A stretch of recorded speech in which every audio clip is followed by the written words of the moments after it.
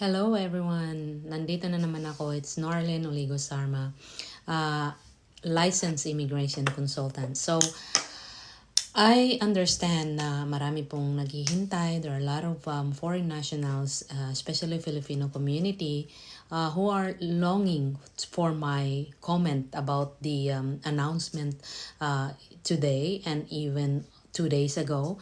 It's about the LMIA process. It's about the foreign nationals and foreign workers who are inside Canada presently. I know there's a lot of noise, napakaingay po. Sa totoo lang, ang daming mga confusion. There are a lot of confusions, honestly, in terms of the immigration nowadays. One thing that I really know is that it is a political pressure sa nakaupong prime minister right now. It's I believe that they just wanted to do something na mag-ingay din in order for them to all those people who are thinking that our country Canada is a breeding area, or it's a breeding country para sa mga naaabusong foreign nationals. Honestly, with that comment, I don't think na totoo po yun. May mga ganong tao. Yes, I agree with that. Ang dami kong nakausap, ang dami kong nakakausap at I have a lot of consultation who are really being abused by their employer. But those players, those people who are doing all this unscrupulous situation is konti lang siya. Sa totoo lang. And I've heard a lot of employers then that they are doing well in terms of the payment and working condition ng mga foreign nationals. So, I really wish that immigration should have seen whatever, hindi yung band-aid ang ginagawa nila. I can imagine this is just a tip of the iceberg. I can imagine na right now, whatever they're announcing, parang cover letter lang yan. Although, as what I've said, I don't want to scare foreign nationals. I don't want to scare temporary foreign workers or even mga tourist visa especially. And I know napakadami pong tourist visa na nandito sa Canada ngayon. Well, realistically, believe me, I don't think na ang immigration will actually can do something about them. I don't think na uuwi ang mga foreign nationals, but I don't know how they will gonna fix that. Pinapasok nila na napakadaming foreign national, and the only way for these foreign nationals, especially tourist visa holders, is to give them a chance na makuha nila yung work permit nila. Sana naman wala ng pandemic, sana naman wala ng desperate measure in order for them to take them. Honestly, yung sinasabi nila na para maibigay sa trabaho yung mga young people na Canadians at permanent residents, to be honest, itong mga tinatrabaho ng mga foreign nationals, I don't think that Canadians, even newcomers, even permanent residents can do all this job. Kasi all these people, they have their family, especially yung mga farmers, yung mga nasa Tim Horton, things like that. So marami po akong mga encounters, and I have a lot of consultation na right now they're not just desperate, they're not just nalungkot sila dito sa announcement na to. We thought na the Trudeau government can actually help, but again, right now it is all because of politics. That's what I can say. Anyway, I don't want to give false hope to everyone, pero as what I always say, there's always a way, and mag-change din ang immigration law dito sa Canada. That is the reason why our job, our profession is very complex. It's so complex that sometimes, andun lagi yung frustration to their system, immigration system, nandyan yung frustration, their mistakes, their errors, and they can't even correct their errors. Lahat band-aid na lang ang ginagawa. So it is very, very unfortunate, everyone, that that's what's going on. Anyway, just to let you know, guys, na again, may pag-asa pa rin. Diba, sabi nila dun sa sa sa announcement na ang LMIA na mag-o-offer ka ng low wage category sa mga unemployment rate na cities is na 6% above, hindi na sila magpa-process ng LMIA para sa mga foreign national. However, again, there's always a way. As what I've said, yes, mayroon nga akong isang client at saka naging kaibigan ko na rin, si Ana. Ang sabi niya sa akin, grabe, kung ang sweldo ko, I think mas mataas pa ang susweldohin ng magiging housekeeper ko kaysa sa akin. It doesn't make sense, sabi niya ganyan. But again, especially, you have to take a chance. You have to help these people. Foreign national na pasubo na sila. Nandito na sila sa Canada. So we don't have any other way. Honestly, right, a while ago, I have been assessing some LMIA na back and forth ako dun sa officer, and I'm really thinking na this LMIA will gonna come out with whatever the result in the next few days. So I wanna catch up yung day to day. Actually, sinasabi nila na okay, we have to I have to apply while waiting for that LMIA. So kasi gusto kong makapasok yung pwede kang mag-apply ng work permit kahit na tourist visa ka inside Canada. So I wanna do that today. So I was trying to catch up. Unfortunately, the system of the immigration is actually down. I don't know kung maybe they're doing what I am doing. So ang daming taong gumagamit ng system ng immigration. So I tried 3 hours akong pabalik-balik just to log in to my portal, pero hindi ako makapasok. Unfortunately, it says it's down. So I give up. I try. I can only try, as a human being, and of course as a immigration practitioner and licensee, that I can do. Now, I really wish, to be honest, na ang hinahanapan nila ng butas or ang kanilang kinakatch up are those people, those companies na gumagawa ng kalokohan, ng kabulastugan, hindi yung completely na natamaan lahat or naapektuhan lahat ng ating mga foreign nationals. Honestly, I'm Filipino by descent. Marami ring mga kapilipinuhan tayo na naghihirap right now dito sa Canada because of the immigration issues. But it's not only you. Marami ring ibang lahi sa totoo lang na having hard time. I have a lot of consultation from India, from China, from Peru, Spanish people, from I think there are a few people from Pakistan, things like that. They are here as a tourist visa, as a student, and they're in limbo, honestly. Because again, ang dami kasing mga promises from other people. They put sugar coating sa kanilang advice na this country, pagdating mo dito, estudyante ka man or tourist visa ka man, magiging shining yung future mo. But again, it's a lot of process, everyone. Especially sa mga tourist visa holders, it's a lot of challenge. So that's why I always advise to everyone, hindi rin naman natin may kakaila na, between us na, you came here as a tourist and I'm sure kumikita na kayo ng pera. So kung kumikita man kayo ng pera right now, make sure na keep that money. Kailangan nyo po yung pera na yan para nang sa ganun, whatever happens, cash is king. Yun ang masasabi ko. So keep your money, forget muna yung mag-invest kayo sa Pilipinas, forget muna yung bumili kayo ng mga material things kasi every dollar counts when you don't have your status here in Canada yet. Kasi kakailanganin nyo po yung pera na pang-process sa papel and everything. But again, it's a choice. You have to fight. Every immigrant who come here, they have to go through with challenges in terms of immigration. I got through with those things. I came here as an immigrant also, and eventually, when I look back from I think I came here 2001.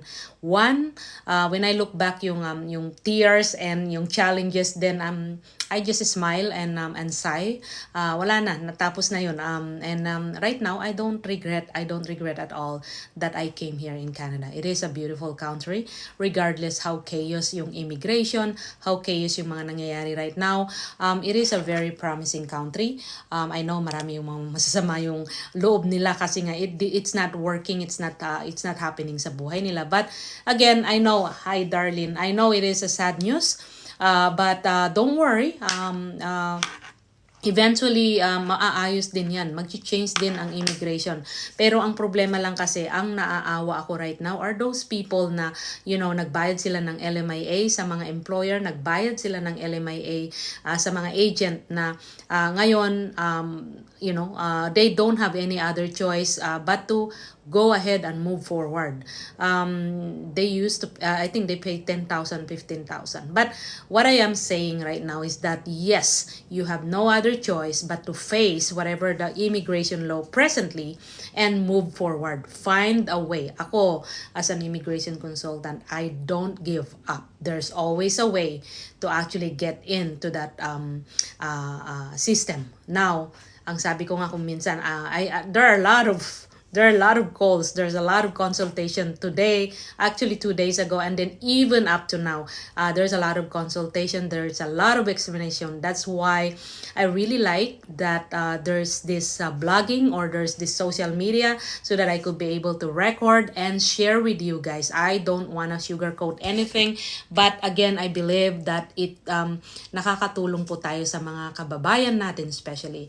And it is really nice. I like what I'm doing. I have time. I have extra time. I really wish when I heard about the news, I could be able to log in and then, comment about it right away. But I can't do it. I have a lot of, consultation. I have a lot of paperworks na kailangan gawin. And of course, tons of meeting. But right now I have I don't know if I can make it for 1 hour before I go and take a rest. But I like what I'm doing, guys. It's not that masama yung pakiramdam ko or loob ko to share what I have in my knowledge and experience. I like to help people. And again, thank you so much for following me in TikTok. Ang dami ko ng I think only few months, wala pang isang taon when I started TikTok. Kasi nga I wanna reach out people, I wanna inform people and help people in terms of advising immigration here in Canada. So thank you so much. I think 17,000 na yata yung aking followers, and thank you so much. And even sa aking sa Facebook, I believe it's already been like 7,000 na rin. And I am really sorry if I cannot answer everyone about their questions and everything. So anyway, okay, let me answer your question in terms of whatever things na let me answer those questions na nandito ngayon, and I'm glad na nandito kayo ngayon. I will try to answer your questions right now. Okay, so okay, let me start. Just gonna see it. Ang dami pong questions, honestly, ang daming mga, I think I receive hundreds of messages from TikTok every day. So, I doubt it na magagawa ko po at ma-answeran ko po lahat kayo. But whoever can catch my attention, definitely I will be with you as long na it does make sense yung inyong question. Especially, again, in terms of my phone number, na I think andyan naman, at saka yung aking email address andyan sa aking profile. So, let's start. Uy, dami agad oh. Grabe. Okay. I started not even few minutes, ang dami na kaagad. But thank you everyone for coming in, and let's dive in sa mga questions. Princess, okay, si Princess sabi niya, share the live. Thank you, Princess. Please share the live. Actually, it's this time it will gonna help a lot of people, so try to share. Kasi nga whatever I'm saying right now is direct answer sa inyong mga question dito sa thank you, Princess. So I think they have to do it like you. They have to share the live. Thank you, Bianca Layson. Okay, now let's start kay Jerry May. Pwede po bang mag-stay as tourist na nag-expire yung PGWP without exiting?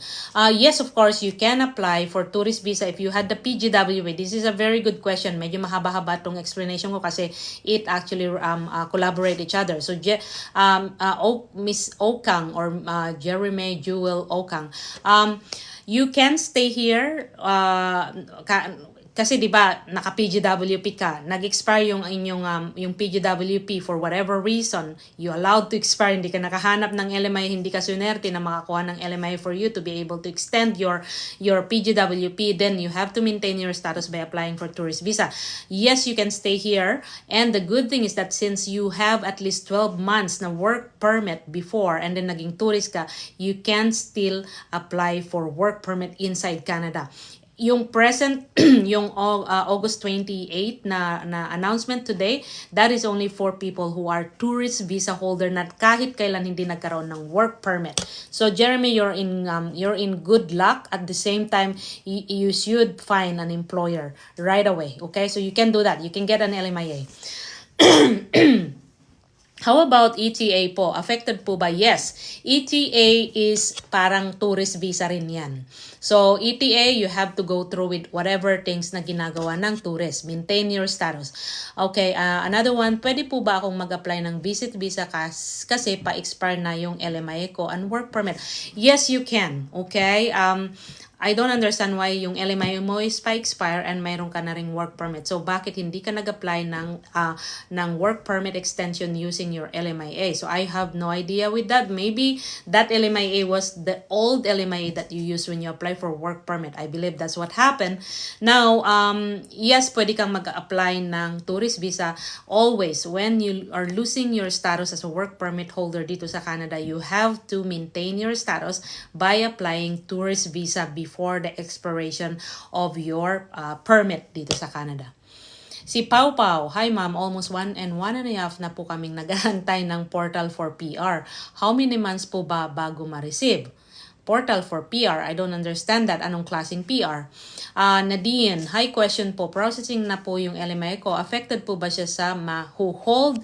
Ang LMIA, kapag ka-processing, nakaprocess na, hindi siya kasama sa magiging problema na ma-hold ang LMIA kapag ka-low wage yung ibibigay ng employer mo, which is this coming September 26. So, kung nakapasok ka na, ang mangyayari niyan is that ipoprocess pa rin whatever yung naipasok na. Then, after September 26 ba yun or 28, then hindi na ilalakad yung LMIA kapag ka low wage. However, there's a way, as what I've said, ask your employer to provide you a high wage salary, which is kahit saan yan. Ang importante is 6.5% above, hindi pwedeng mai-process ang low wage na offer ng employer sa LMIA, then hindi process. Then ask them kapag kaangin unemployment rate ng city is 6% above, then ask them to actually give you a high wage salary, whatever the position that they're offering you. Talk to them. Or again, pagka lower than that, then you are exempted from all this cap or itong hindi ipaprocess na LMIA. So may mga option naman, hindi naman sinabi na forever na wala na, ganun. So okay, how to contact me please, but check my email address sa aking profile, nandyan po. Okay, another one, ma'am, is it okay na mag-apply as a tourist visa right now po? Yes, you can. I don't know where you are right now, but yes, you can apply for tourist visa, but also make sure that your application is strong. Tourist visa is actually naman na pag na-approvean, hindi naman agad-agad na you can come here. Another one, hello, question po. I invited someone, she came, but she didn't leave on her 6 months. Would it be okay. Well, if she did not leave, then make sure that that person actually extended her status as a tourist visa. It's not gonna affect you kasi that's their decision. But again, ask her to maintain her status. Pwede po bang mag-stay as tourist pag nag-expire yung PGWP without exceeding? Tama, pwede kang mag-stay. Yeah, okay, na-answeran ko na yan. Hindi affect. If I invite another friend or family, you know what? You can invite as much as you want, na kamag-anak, family, or friends, kahit na ilan sila. Actually, nag-invite nga ako ng mga kamag-anak as a tourist visa. Ang dami nila. Okay, so ako lang yung nag-invite. But that should be all okay. Okay, on process LMIA is affected po ba? And if not, pwede po ba akong mag-flag pooling if ever? Kapag ganyan ang nangyari, pag mayroong LMIA na lumabas, then of course, you go through medical, then try mo mag-flag pooling. But again, I cannot guarantee na hindi i-question yung pagpunta mo doon if you are tourist visa.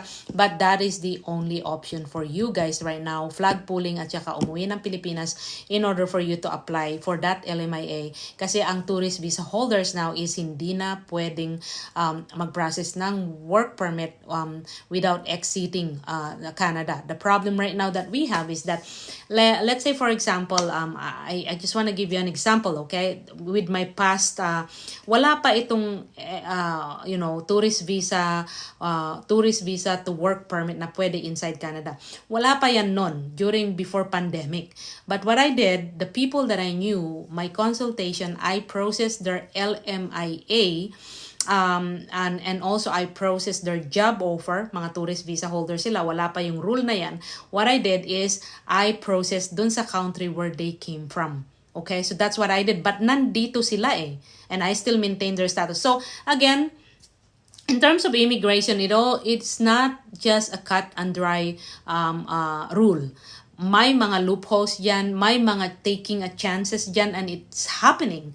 I processed a lot of people na wala ng status before pandemic, na wala ng status, na nandito na tourist, buong family, and I keep on maintaining their status hanggang sa they have an employer. After that, I applied them a work permit. I applied them that, especially yung job offer. Ang tagal nang hinintay daw, 2 to 3 years. But at the end of the day, nakuha nila yung kanilang papel and they processed. Now, in terms of the immigration, pag may nakuha silang ganyang application, immigration officers can actually have the discretion to come back to you and ask you, hey, your application form is wrong. Can you actually give us the right application form and fill up and then submit to us? So, again, in terms of immigration, as I always say to everyone, hindi po siya eksakto. Okay? You are allowed to do whatever you want to apply, especially if sarili mo naman or nagdi-DIY ka. Wala kang sisisihin when you do this, but it is always nice to actually keep on trying. Hindi kasi crime when they return the application. Hindi yun immigration crime na, this is the problem, hindi ka na makakapasok, or it's a crime if refuse ka na namin the next time. But at least you're trying. So that's what my technique, everyone. As a licensed immigration consultant, I always take a chance above and beyond. I always get out from the backs in order for me to fight for the foreign nationals. And more often than not, I don't know if you've been following my Facebook, nakukuha nila yung papel nila because wala sa rule yung ginagawa ko. It was in between. Of course, it was legal yung ginagawa ko, but I don't give up. I try to keep on trying whatever. Pag na-refuse, reconsideration. Pag hindi na-reconsider, I go for humanitarian. Yun ang ginagawa ko. It's a lot of work, but you know what?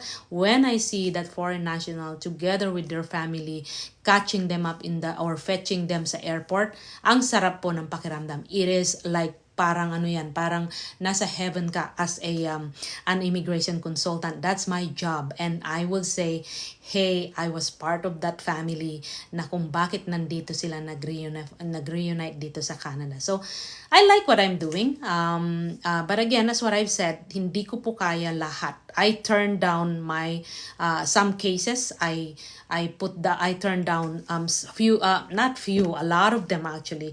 Kasi my intention is actually equality representation sa immigration, and kung ano lang yung kaya kong hawakan, that's how I do. That's how I deal with business, even not just an immigration consultant. Kung may mga dealing man ako sa ibang businesses, kung kaya ko lang, dun lang ako. I will never swallow something that I can't do. Okay, so that I can't handle. So yun. Okay, next. Okay, On process, LMIA is affected po ba? And if not, pwede po bang mag-flag pooling? I think na-answeran ko na yan. Hello ma'am, sent you an email message here, sana mapansin. Okay, Ayala. Email me, norlinoligocis@gmail.com. Another one is flag pooling recommended. I have positive LMIA, but upon completing the papers, the sad news came out. Yeah, I know. I am so sorry. That is the problem right now. Honestly, yung walang warning eh. So what I can suggest is for you is that, well, you can take a chance for flag pooling right now, pero pinag-iinitan ng flag pooling. I suggest for you is to go back home sa Pilipinas, apply ka doon. After applying, then come back. You can also do that. So you can always come back and wait for whatever result na nandun. Okay, hi ma'am, almost 1.5 month na po kaming nag-aantay ng portal. Okay, that's I already have answered. Okay, hello, dito sa Alberta, nasa 4.6, affected po ba? No. Okay, so sa Alberta, pag 4.6, it's below 6%, then hindi affected na makukuha nyo yung LMIA nyo na ang binibigay na salary is low wage. Hindi po affected. So you're lucky. 6% ang mga affected actually. Medyo madami-dami, especially dito sa Toronto. GTA, marami pong mga, I think naka 7% na yata yung unemployment. So that for sure, if you want to work with the LMIA and be processed para makuha mo yung ma-change mo yung inyong status or ma-extend, I believe that you have to ask for a high wage from the employer. The problem right now is that mukhang yung high wage is mas malaki pang sinasahod ng manager. Now, if you send that, ilagay mo yan sa job bank, of course, ang daming mag-a-apply. So, how can you justify sa ESDC yan? But again, if you do that, use an immigration consultant na alam ang ginagawa, hindi yung giniguess lang yung kanilang process. So that's really sad when that's happening. Okay. Okay, more info for about tier 4 and 5 PR pathway, ma'am. Caregiver program is a tier pathway. Hindi affected ang caregiver, honestly, kasi that's part of the healthcare. Di ba exempted yan? So, magpapa-LMIA pa rin kayo dun sa caregiver program. Pwede yan. Exempted siya. The problem is right now is that if you are a tourist visa, then you cannot process that in and out ng country. You cannot process that inside Canada. You have to go out. But again, I think I'm sorry for my word is that I would say nagtanong yung isa kong consultation kanina, paano na mangyayari sa aking tourist visa na sa papel ko na tourist visa ako, tapos mag-a-apply ako ng trabaho. What I've said is that to hell with immigration, you can do anything you want as long na alam mo na hindi ka naman nagsisinungaling. You can try to apply, and who knows. The reason why I am telling you this, guys, is that honestly, that computer na system ng immigration, hindi pa yan na-update. Whatever they said, hindi pa yan na-update, trust me.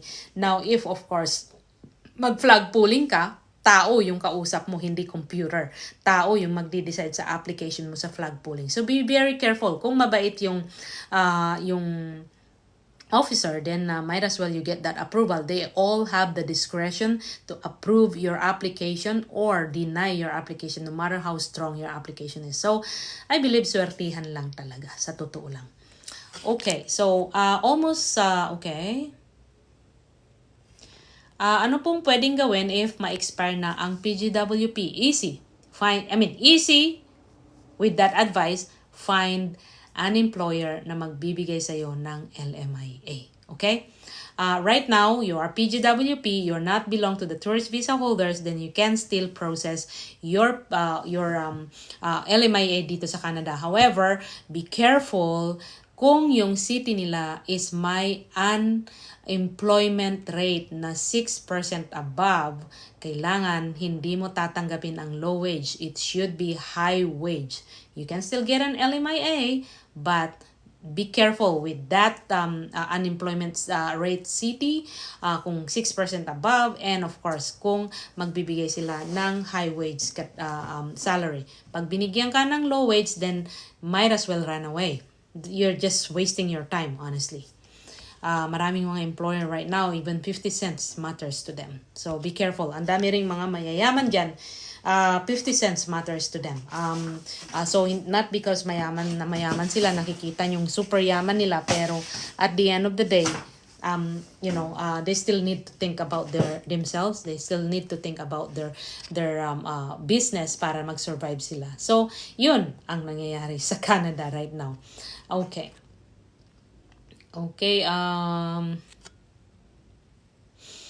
Okay, Banff, Alberta po pala. For 6, may chance po ba makakuha ng new LMIA? Of course, yes. Banff, Alberta, pagka 4.6% ang unemployment rate, then for sure, you can definitely get that LMIA kahit low wage yung ibibigay sa'yo.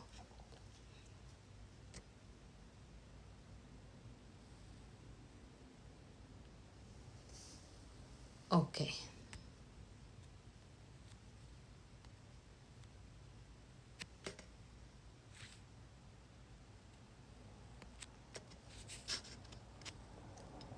Sandali lang ha.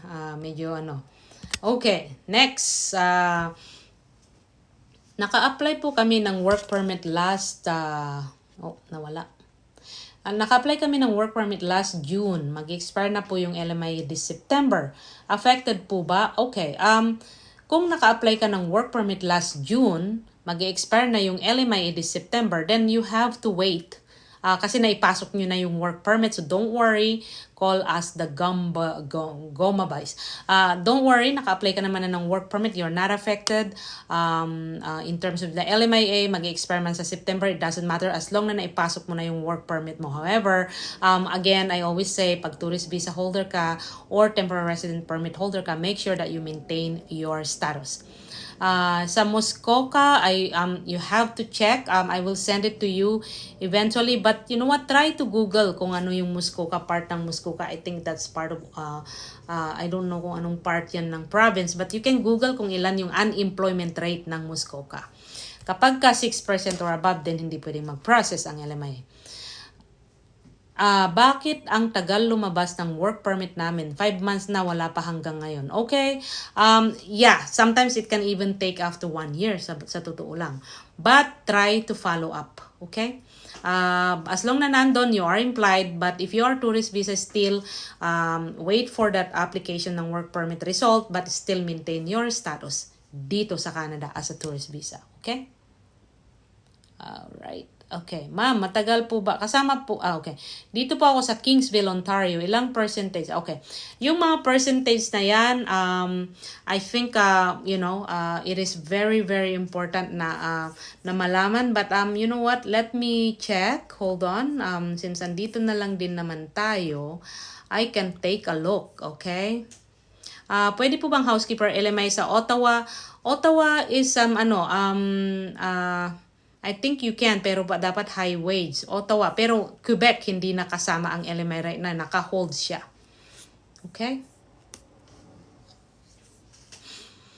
Okay, I wanna share with you guys yung mga unemployment rate since June. Ito yung census Nandun, kung sana if you can only subscribe sa aking Facebook, then you could see those exclusive information. Okay, so listen to this, everyone.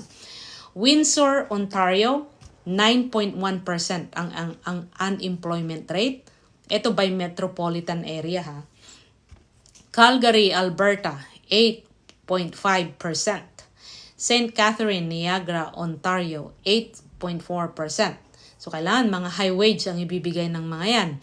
St. John, New Brunswick, 8.3%. Toronto, Ontario, 7.8% ang unemployment rate. St. John, Newfoundland and Labrador, 7.7%. Hamilton, Ontario, 7.3%. Edmonton, Alberta, 7.1%. Regina, 7%. Now, ito na yung mga 6%. Montreal, Quebec, 6.2%. Di pa rin pwede. Kitchener, Waterloo, 6.2%. London, Ontario, 6.2%. So, kailangan high wage ang i-offer for LMIA. Villeville, Ontario, 6.2%, di pa rin pwede. Abbotsford, Mission, British Columbia, 6%. Kailangan high wage ang ibibigay. Quebec, 6%. Ottawa, 6%. So, kailangan yan, mga high wage. Ottawa, 6%. Oshawa, 6%. Okay, so Oshawa, 6%. Barrie, ito na. We're going to the places na pwedeng i-process ang LMIA na under the low wage category, which is Barrie, okay, 5.8%. Okay, ito na, isasabihin ko na yung mga pwedeng LMIA na nasa low wage. Barrie, Halifax, Nova Scotia, Greater Sudbury, Ontario, Brantford, Ontario, Vancouver, British Columbia, Kingston, Ontario, Saskatoon, Saskatchewan, Moncton, New Brunswick, Lethbridge, Alberta, Winnipeg, Manitoba, Kelowna, British Columbia, Sherbrooke, Quebec, Victoria, British Columbia, Guelph, Ontario, Quebec, Peterborough, Ontario, Thunder Bay, Ontario, and Saguenay, Quebec. But be careful yung mga Quebec po, hindi po sila nagpa-process right now. But those places are below 6%. So, pwede po yung LMIA na low wage. So, doon kayo maghanap ng employer in order for you to get an LMIA na nasa low wage category. Okay? Oh, Vancouver, nasabi ko na. Okay? Okay, so sa consultation, Kimberly, please message me sa email. Okay, kung may mag-apply po sa Pinas ng work permit, pwede po bang bumalik na or dito na lang ulit maghintay sa Canada? Yes, pwede. You can. As long na may visa ka coming back, you can come back. But again, always remember, it is the discretion of the CBSA or immigration kung papapasukin ka o hindi. But you can. Kung may visa ka, you can come back. Okay, ang considered na high wage, nasa ano po? Nasa job bank or nasa labor, makikita mo, Google there. Ang high wage is, I believe you have to add up from the median rate ng mga $4 to $5. Depende kung anong klaseng position. Maraming iba-iba yon. Okay, hi ma'am, ilang buwan na po ang maximum processing ng PR application, agri-food pilot? Depende, pero usually dapat 12 months lang. Pero right now, I doubt it. Ang daming problema sa immigration right now. But still, you can only hope and you can only wait. Sa totoo lang, hindi nag-iisa yung mga taong naghihintay. Marami dyan nakaparehas ng iba na naghihintay ng kanilang PR. Nag-apply na po ako ng work permit ko pero expired na po yung stay ko. Paano po kaya yon? That's what I always say. Kailan siya na-expire? Will you be able to restore it and apply for work permit? For tourist visa? Kasi you need to maintain your status. That's why I always say to everyone, yes, mayroon na kayong LMIA. Yes, mayroon na kayong application for work permit. Existing na siya. So, sasabihin ng iba, oh, implied ka na. But no, what if na hindi ka na-approvean? Dinawalan ka na ng status. But what I always say is that apply pa rin kayo and maintain your status as a tourist visa. Now, in terms of that, kapag halimbawa na-approvean na kayo dun sa inyong work permit, then at least mayroon kayong fallback na tourist visa. If na-approvean, of course, you can always cancel that. Okay? So that's what I am saying. Maintain your status.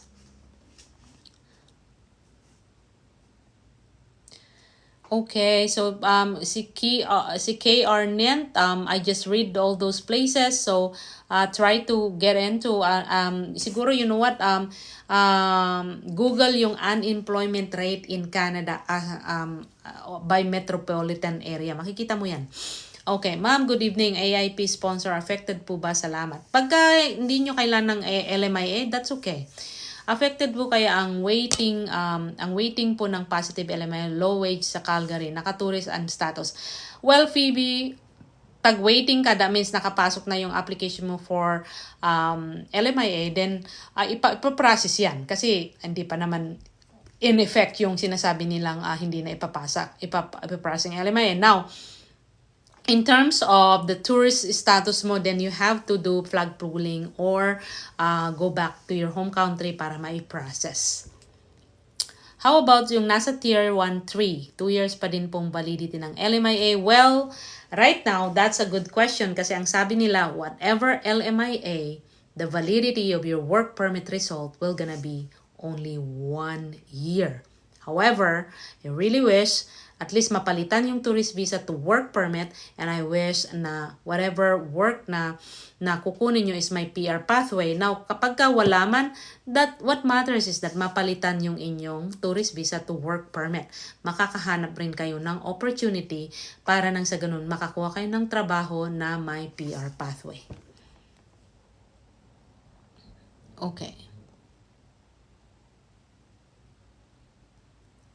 Ma'am, ask ko lang po, apektado ba yung 3 years ang work permit na nasa HWE semi-skilled for 2026 ang expiration? No. Ikaw, I believe kung HWS ka, naka-conditional PR ka, so then pag naka 6 months ka na, you could be able to apply for PR. Hindi ka affected. You don't need an LMIA if you are EHSW or HCCP. Possible po bang makuha ko ang girlfriend ko kahit hindi po kami live-in? PR po ako. Yes, you can. You can invite her or, you know what? Yeah, you can invite her. Pero as a tourist.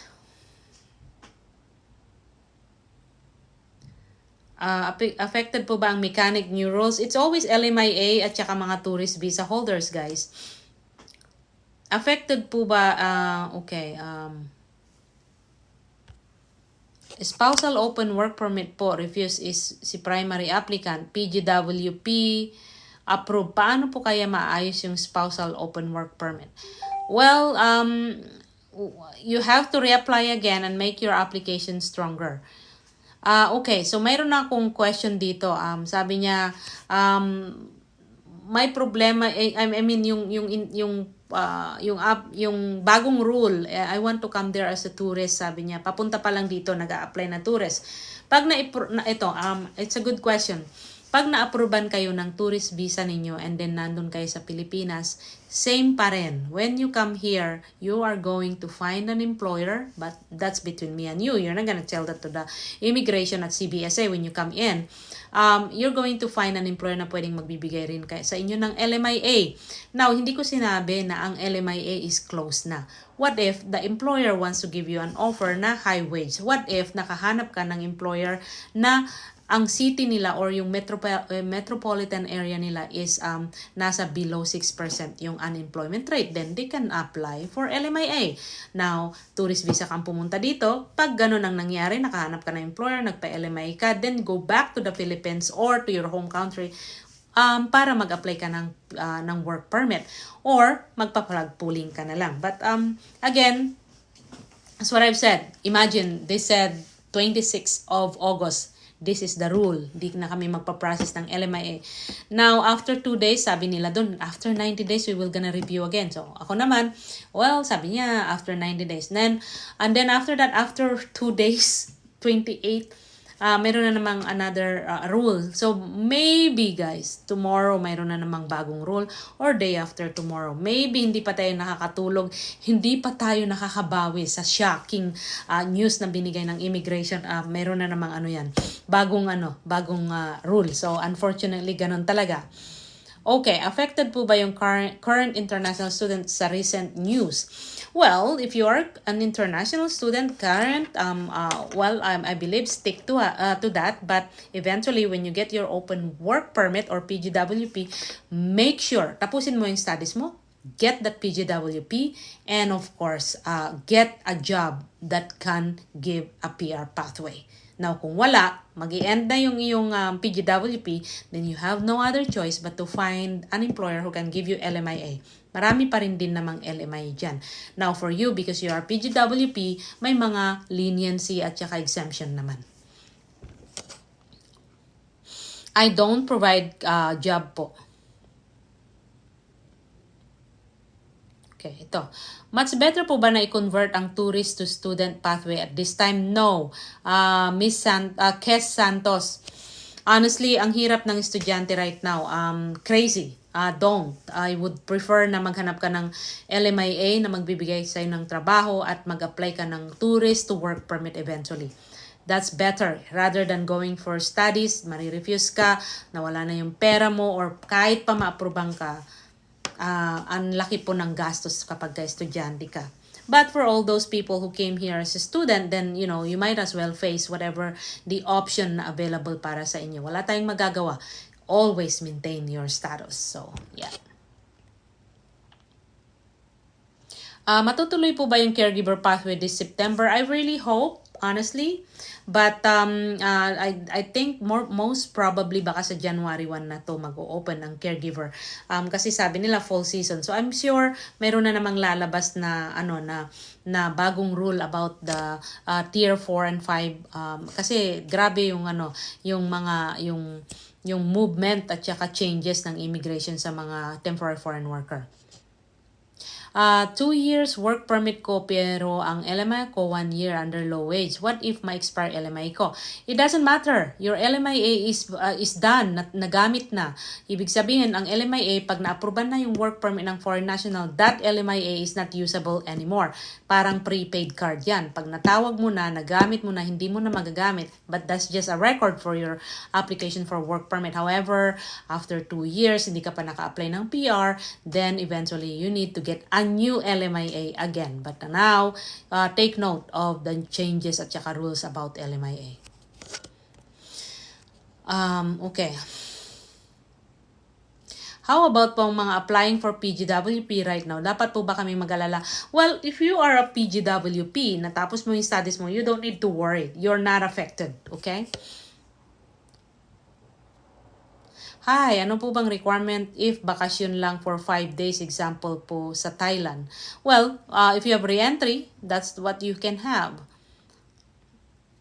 Is it true po na ang pathway for caregivers sa pag-land sa Canada is magiging PR na po? Yes, it is true. But right now, hindi pa siya open. Okay? 2 years working visa, visa ko, umuwi na ako. Okay?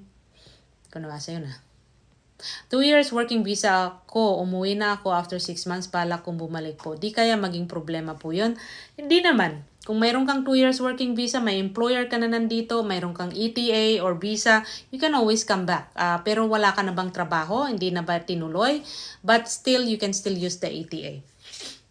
Okay? International student po ako at nag-stop na mag-aral for 120 days before nag-work po ng more than 20 hours. May effect po ba? Yes, for sure. Those are violations of being your international student. So, I would prefer, huwag mo nang gamitin yung pagiging estudyante mo to maintain your status. You find an employer to give you an LMIA, take a chance, or some other avenue to get the permanent residency or the work permit. Kailangan mo yan. Best option to get my partner from Philippines, PGWP holder. Yes, well, you have to apply a work permit para sa kanya. Oh, PGWP, make sure na naka tier 3 ka and above. Para makuha mo siyang open permit, make sure na may relationship talaga kayo at genuine yung relationship mo. Ma'am, meron pong IRC refusal. Ano pong magandang gawin? Magkano magagasto? Anong klaseng refusal? I don't know. Please email me, norlinoligo.cis@gmail.com.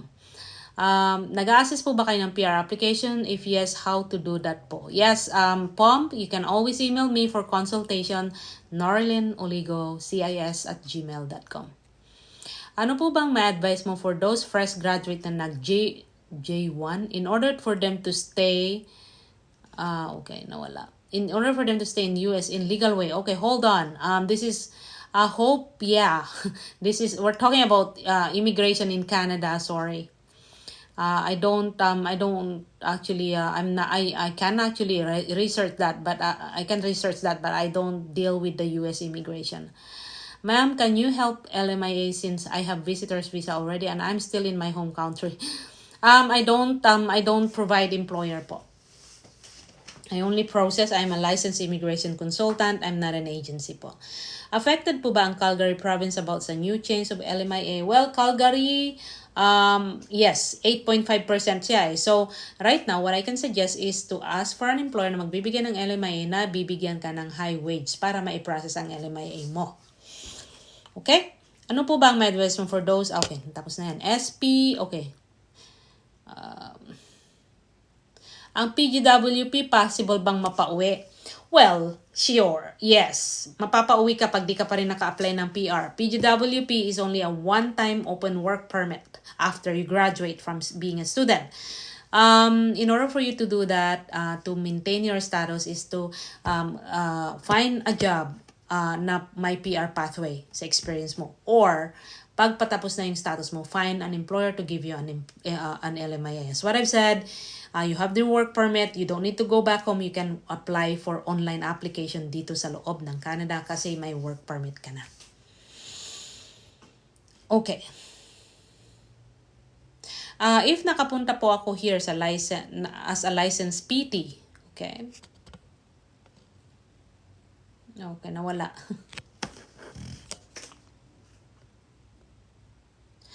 Taking an office administration in health sciences, mas madali po bang makapag-PR? No. There's always a process. Process pa rin. You have to go through with the process. Niagara Falls, Mindy, yes, affected siya. So, it's 8.4%. So, kailangan ang employer mo na magpa-process ng LMIA should be high wage category. Ma'am, okay ba na may co-op program ko? Pwede bang mag-PGWP sa ibang province? Well, yes, you can. Pwede kang mag-PGWP sa ibang province kasi open permit ka na, you can work anywhere you want. Good evening po. Anong CLB po ang need for CEC? Well, it depends kung ano yung qualification mo. Usually, dapat mataas kapag ka CEC. Okay. How much po ang consultation? Please email me, norelinologosiayas@gmail.com. Mas mahirap po ba ang high school graduate na international student? Well, may mga international student naman na high school graduate. So, try lang. Importante, mayroon kang fund at may babalikan ka sa Pilipinas. Affected, okay. Meron pa rin po bang PR pathway for food service? Right now, no. Because those are tier 4 and 5. Depende kung anong position. Pag nag-apply ng flag pulling po ba matapos ma-refuse, mapapauwi pa ba that day? Hindi naman. Depende sa officer, but they can actually confiscate your passport, pero hindi ka naman pa-uuwiin that day. So just prepare. I'm not scaring people, but it's happening out there. Hello po madam, nag-o-offer po ba kayo ng LMIA? Hindi po. Nag-process lang ako pag may employer. Okay, Slave Lake, Alberta, please check yung sinabi ko kanina. Paki-review na lang yung sinasabi ko. Mas madali po bang mag-PR pag sa healthcare ang work after graduation? It's not a guarantee. Hindi po. Ang BC, British Columbia po, I think hindi masyado kasi maliit yung doon, yung unemployment rate. Waiting for PR, affected ba? Hindi.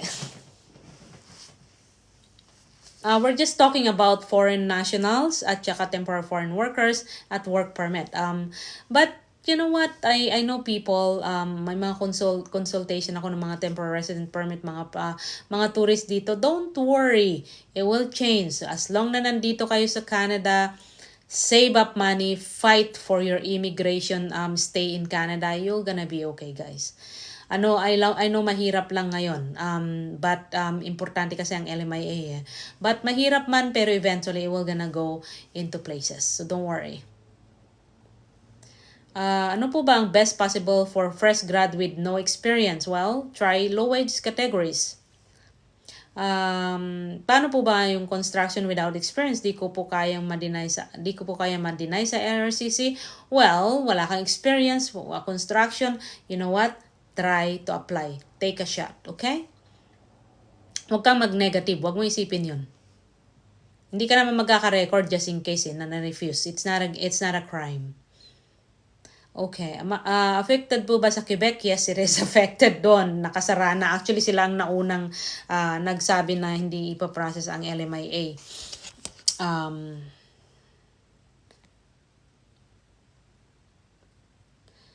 Okay.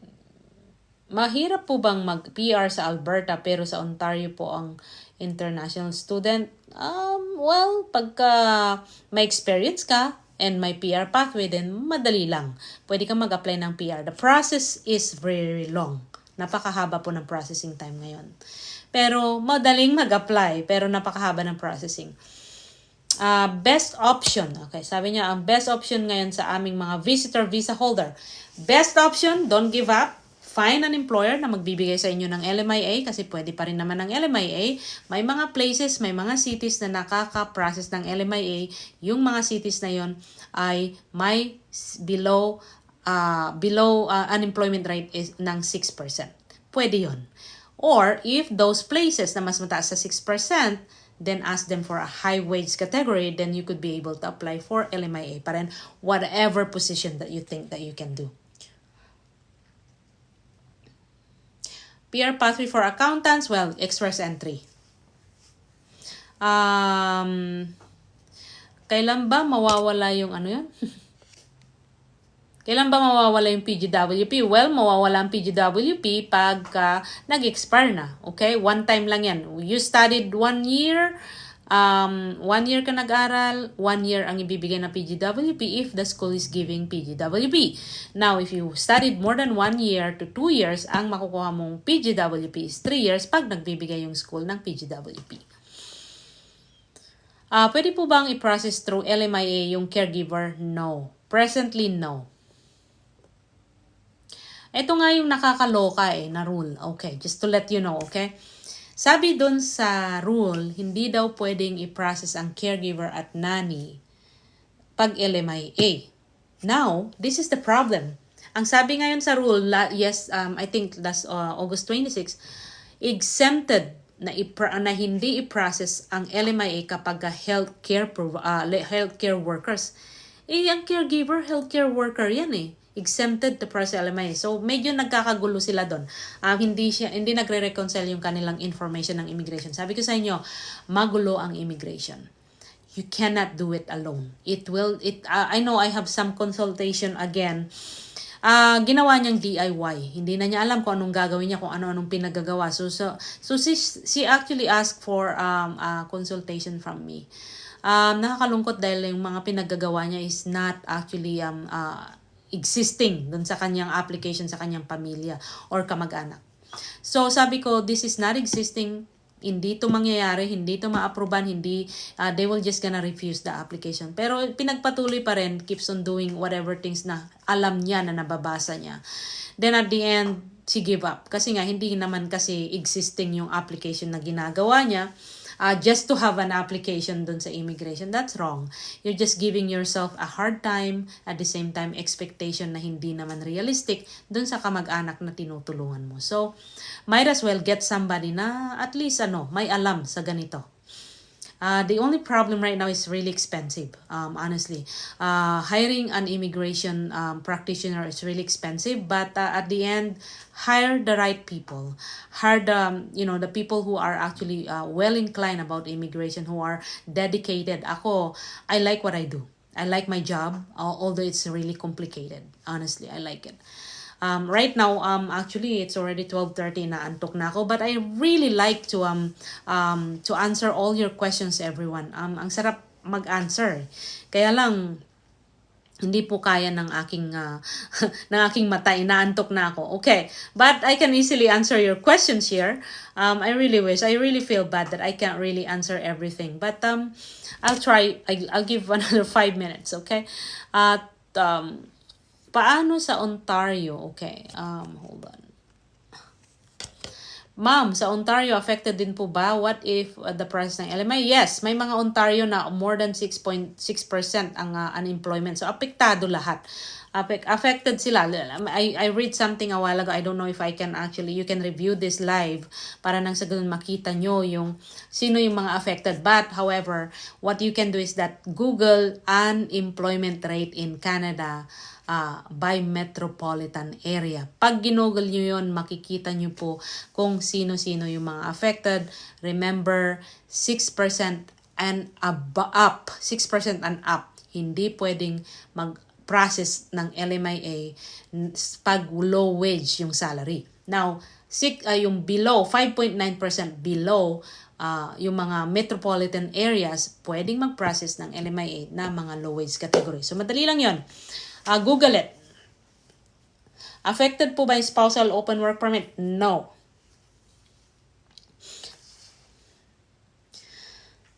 May mga PGW pa rin po bang mga international student? Yes, mayroon. Okay, affected po ba ang low-wage stream ng ongoing LMI application since January? Wow. Yes, for sure, affected yun. Totoo po bang may new pathway ang Tier 4 and 5? I heard, that's what I've been hearing. So, stay tuned everyone. Pwede po bang mag-flag pooling? Yes, you can. Pero don't take a chance. Might as well go home and take a vacation. Nandun na lang kayo mag-apply. Need po bang... okay. If makeup artist, okay. Sa Edmonton po, yung LMIA. Tier, okay. Ang makeup artist, I think that's Tier 3, I believe. Now, what you can ask from them para kapag Edmonton is higher than 6%, ask them for a high wage salary. Okay, you know what guys, I have to go. Hindi ko na po kayang sagutin lahat. So, I will try to download this consultation. I will try to come back again, everyone. Ngayon, if your PGWP is expiring, get an LMIA for you to be able to extend an application for work permit para ma-extend yung status nyo. Pag wala kayong LMIA, apply for tourist visa to maintain your status. Again, if you have some more question, I'm trying my best to respond to everyone who asked for questions. Email me, norilinoligocis@gmail.com. Nandyan po sa profile ko yung email. Then ask the questions. Just give me yung summary ng inyong question. Then I will try my best to answer those things. Pagka medyo mahaba, may history kayo sa immigration and you need to sit down with me, then you have to set up a consultation with me. I will listen to you, I will review your documents, and it's worth it because you know why? I can guide you, I can clarify all your questions, and as much as questions you want, I will definitely help you to answer all those things. Okay, everyone? Thank you for joining me. I hope na, if you are tourist visa right now, don't lose hope. Diyan lang kayo, mag-ipon kayo ng pera, keep your money, wag muna kayong mag-invest sa Pilipinas, wag muna kayong mag-invest sa mga material things. Keep your money. Money is king, okay?